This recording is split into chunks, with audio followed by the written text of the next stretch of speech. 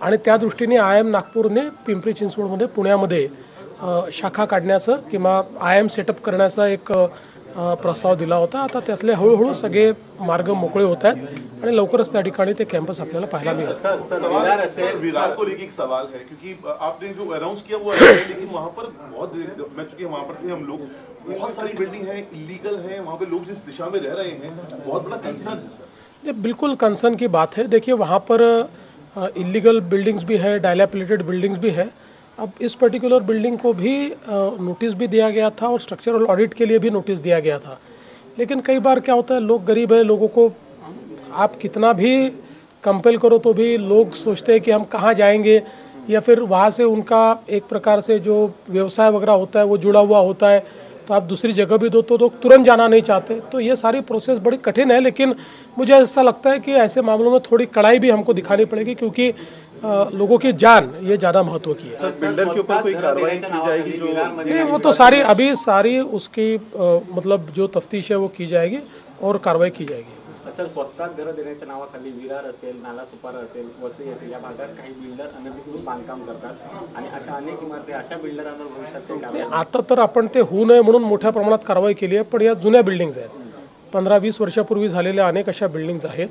आता त्याला रेग्युलराइज कसं करता येईल, त्याचं स्ट्रक्चरल ऑडिट कसं करता येईल असं वेळोवेळी आपण करतो। मी आता महानगरपालिकेला पुन्हा सूचना दिलेल्या आहेत की त्यांनी तात्काळ अशा प्रकारच्या सगळ्या बिल्डिंगचं स्ट्रक्चरल ऑडिट सुरू करावं। महापालिका जर पाहिला असेल त्याच्या कारभारावर सातत्याने प्रश्नचिन्ह उपस्थित केले जात होते, तुम्ही काही वेगळी याची चौकशी लावणार आहात का? निश्चितपणे चौकशी करूच। आपल्याला माहिती आहे की आम्ही वसई विरारच्या संदर्भात अतिशय कडक भूमिका घेतलेली आहे आणि आता तर ईडीने देखील जी कारवाई केली आहे ते आपल्या सर्वांसमोर आहे। एक प्रकारे या शहराला पूर्णपणे त्या ठिकाणी समाप्त करण्याचं म्हणजे तिथलं इन्फ्रास्ट्रक्चर खराब करणे, प्रचंड बोकाळलेला भ्रष्टाचार, अशा सगळ्या गोष्टींनी हे शहर ग्रसित आहे। त्यामुळे त्यातनं आता त्याला बाहेर काढायचा प्रयत्न आम्ही करतो। राज ठाकरेंच्या घरी पहिल्यांदा काल उद्धव ठाकरे गेले होते गणपती दर्शनाला, चांगली गोष्ट आहे, मला फार आनंद झाला ते गेले तर। पूर्वी पण गेलो होतो सर। मराठाचं देखील आंदोलन सुरू आहे, दुसरीकडे ओबीसी मोर्चा देखील आहे, ते आता आंदोलन साखळी उपोषण करणार असं देखील त्यांनी घोषणा केलेली आहे। त्यामुळे माझी दोन्ही समाजाला माझी विनंती आहे की शासन दोन्ही समाजाच्या हिताचा विचार करेल, कुठल्याही समाजाला दुसऱ्या समाजासमोर आणण्याचा शासनाचा हेतू नाही। त्यामुळे कोणावर अन्याय करून कोणाला देण्याचा प्रश्न नाही आहे, दोघांचे प्रश्न आम्ही सोडवणार आहोत।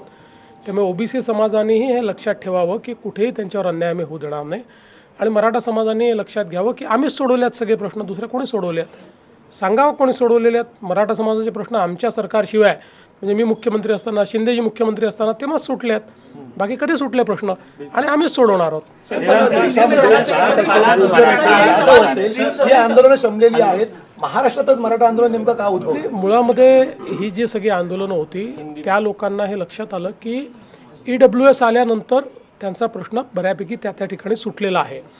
आपल्याकडे कदाचित ती EWSची मानसिकता तयार झाली नाही आणि त्याच्यामुळे काही प्रश्न कॉम्प्लिकेटेड आहेत, पण आता आपण तोही प्रश्न सोडवलेला आहे, आपण आरक्षण दिलेलंच आहे आणि कोर्टात अजूनही ते टिकलेलं आहे। राहुल गांधी आरक्षण का जो मुद्दा हो रहा है, आपको न्याय की लड़ाई से ज्यादा ये शक्ति प्रदर्शन ज्यादा लग रहा है अननेसेसरी का, क्योंकि जिस परिप्रेक्ष्य में ये हो रहा है उसको ध्यान दें। त्योहार है। देखिए हमारा बहुत सीधा और साफ कहना है, लोकतंत्र में सभी को अपने अपने व्यूज़ रखने का अधिकार है, आंदोलन करने का भी अधिकार है। कोई भी आंदोलन जब तक डेमोक्रेटिक है, लोकतांत्रिक है, हमको उससे कोई शिकवा गिला नहीं है। हर लोकतांत्रिक आंदोलन के साथ हम लोग लोकतांत्रिक बर्ताव ही करेंगे और चर्चा के माध्यम से ही प्रश्न छुड़ाने का प्रयास करेंगे। लेकिन ये बात भी उतनी सही है कि ये आंदोलनकारी जो जिस प्रकार से आंदोलन कर रहे हैं उसमें मैं ये समझ नहीं पा रहा हूँ कि हमने जब ऑलरेडी जो मराठा समाज है उसको आरक्षण दिया है और अब मराठा समाज को ओबीसी में आरक्षण दो ऐसा कहा जाता है। ओबीसी में ऑलरेडी 350 जातियां है, मराठा समाज को तो 10% अलग से रिजर्वेशन दिया गया है। तो ठीक है, फिर भी सबकी बात समझ लेंगे। सर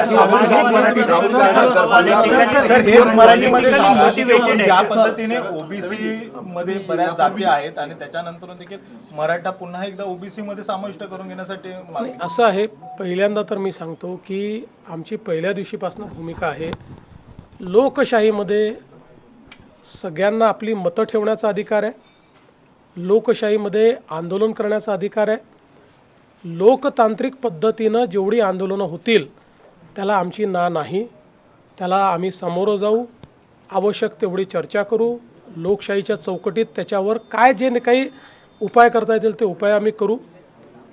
एवढीच माझी अपेक्षा आहे की कुठलंही आंदोलन हे लोकशाहीच्या चौकटीबाहेर जाऊ नये.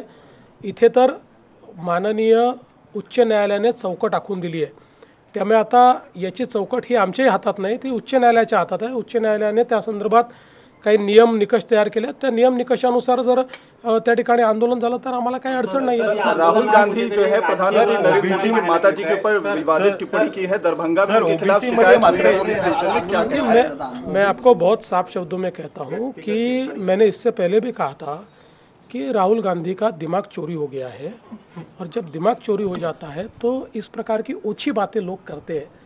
अब मुझे बताइए, आप राष्ट्रीय नेता कहलाते हो और इतनी ओछी बात करते हो. बुलेटिनमध्ये पुन्हा एक छोटासा ब्रेक. बघत रहा एबीपी माझा. सर्वोच्च न्यायालयाच्या आदेशानंतर महाराष्ट्रातील स्थानिक स्वराज्य संस्थांमधील ओबीसी आरक्षणाची गणितं बदलली आहेत. त्यानुसार नागपूर जिल्हा परिषदेतील 57 सदस्यांच्या जागांपैकी ओबीसींना फक्त 17.54% म्हणजेच 10 जागा मिळणार आहेत, तर 50% आरक्षण मर्यादेच्या गणनेनुसार बाकीच्या जागा अनुसूचित जाती, अनुसूचित जमाती आणि मुक्त गटासाठी राखीव राहतील. पवार घराण्यात आजवर प्रत्येक काकाने पुतण्याला मदत केली आहे, किंबहुना पवार घराण्याची ती परंपराच आहे, असं वक्तव्य उपमुख्यमंत्री अजित पवारांचे बंधू राजेंद्र पवार यांनी केलंय. राजेंद्र पवार यांनी